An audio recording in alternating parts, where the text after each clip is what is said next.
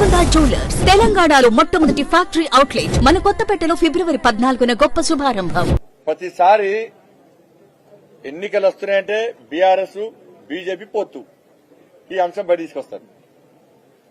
ఇప్పుడు అసెంబ్లీ ఎన్నికల సందర్భంగా చాలా మంది బీఆర్ఎస్ పార్టీ నాయకులు అప్పుడున్న మంత్రులు పార్టీ వీడతారని చెప్పి భావిస్తున్న తరుణంలో ఇదే కేసీఆర్ ఫామ్ హౌస్ లో పూజలు పెట్టి అందరిని పిలిపించుకొని నాకు కేంద్ర ప్రభుత్వంలో నాకు హామీ ఇచ్చిండ్రు, నరేంద్ర మోడీ గారు ఫోన్ చేసిండ్రు, నాకు వ్యవసాయ శాఖ మంత్రి ఇస్తున్నాడు, కేంద్రంలో పొత్తు పెట్టుకుంటున్నాం, మీరు ఎటు పోకూడదని చెప్పి అప్పుడు వాళ్ళ నాయకులను పిలిపించి ఇదే దొంగ మాటలు చెప్పిండు రాష్ట్ర ముఖ్యమంత్రి. ఇదే దొంగ మాటలు చెప్పిండు. ఆ నాయకులు బయటకు వచ్చి బీఆర్ఎస్ బీజేపీ పొత్తున కాంగ్రెస్ వరకు కోతి కొబ్బరికాయ దొరికంటే వాళ్ళు బీఆర్ఎస్ బీజేపీ పొత్తట అన్నారు. కోమటిరెడ్డి వెంకటరెడ్డి గారు వచ్చి బీజేపీతో కాదు బీఆర్ఎస్ మేము పొత్తు పెట్టుకుంటామని చెప్పి కోమటిరెడ్డి వెంకటరెడ్డి గారు అని, జానారెడ్డి గారు ఏమన్నారు, మేము బీఆర్ఎస్ విడిపోయి పోటీ చేస్తాం కానీ కలిసి అధికారం పంచుకుంటామని చెప్పి జానారెడ్డి గారు అని. మళ్ళా ఇప్పుడు ఏమంటారంటే ఇప్పుడు బీఆర్ఎస్ పార్టీకి సంబంధించినటువంటి సిట్టింగ్ ఎంపీలు, బీఆర్ఎస్ పార్టీకి సంబంధించిన సిట్టింగ్ ఎంపీలు, కొంతమంది బీఆర్ఎస్ పార్టీ సీనియర్ నాయకులు కూడా భారతీయ జనతా పార్టీలో చేరుతారని చెప్పి ఇలా సిద్దమైన తర్వాత మళ్ళా కేసీఆర్ ఫామ్ హౌస్ వేదికగా మళ్ళా బీఆర్ఎస్ పార్టీ నాయకులు పిలిపించి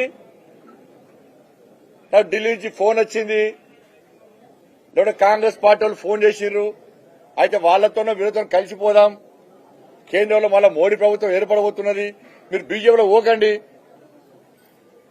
మేము పొత్తు పెట్టుకుంటున్నాం అని చెప్పించి మళ్ళా వాళ్ళని నమ్మించే ప్రయత్నం చేస్తున్నాడు. వాళ్ళ పార్టీ నాయకులను కాపాడుకోవడం కోసము కేసీఆర్ ఆడుతున్న డ్రామా ఇది. కేసీఆర్ కుటుంబం చేస్తున్న తప్పుడు ప్రచారం ఇది. మేము మళ్లీ చెప్తున్నాం, ఒక జాతీయ ప్రధాన కార్యదర్శిగా, ఒక ఎంపీగా ఇవాళ మేము క్లారిటీ చెప్తున్నాం. కిషన్ రెడ్డి గారు కూడా ఆల్రెడీ చెప్పారు, ఎట్టి పరిస్థితుల్లో అక్కడున్నోడు ఎవ్వరు కూడా బీఆర్ఎస్ పార్టీతో పొత్తు పెట్టుకోడు. అరే మేము 400 సీట్లు మేము గెలుస్తున్నామన్నా, మేము నరేంద్ర మోడీ గారికి గెలుస్తున్నాడు, ప్రధానమంత్రి అవుతున్నాడు, 400 సీట్లు గెలుస్తామని చెప్పి విశ్వాసం మాకున్నప్పుడు ఇవాళ 3వ స్థానానికి పోయినటువంటి బీఆర్ఎస్ పార్టీతోని మాకు పొత్తు ఏమవసరం? ఎవడన్నా మెడకాయ మీద తలకాయ ఉన్నాడు, కేసీఆర్ భాషల మెడకాయ మీద తలకాయ ఉన్నాడు ఎవ్వడు కూడా బీఆర్ఎస్ పార్టీతో పొత్తు పెట్టుకోడు. ఈ ఇంతకంటే క్లారిటీ ఏం లేదు. మెడకాయ మీద తలకాయ ఉన్నాడు ఎవ్వరు కూడా బీఆర్ఎస్ పార్టీతో పొత్తు, అది మునిగిపోయే నావా బీఆర్ఎస్ పార్టీ. ఒక్క సీట్ రాదు పార్లమెంట్ లో, 3వ స్థానానికి పోతుంది. మేము ఎందుకు పొత్తు పెట్టుకుంటాం పార్టీతోని?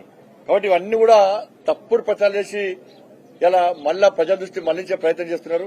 ఇవి కూడా ప్రజలు పట్టించుకోరు.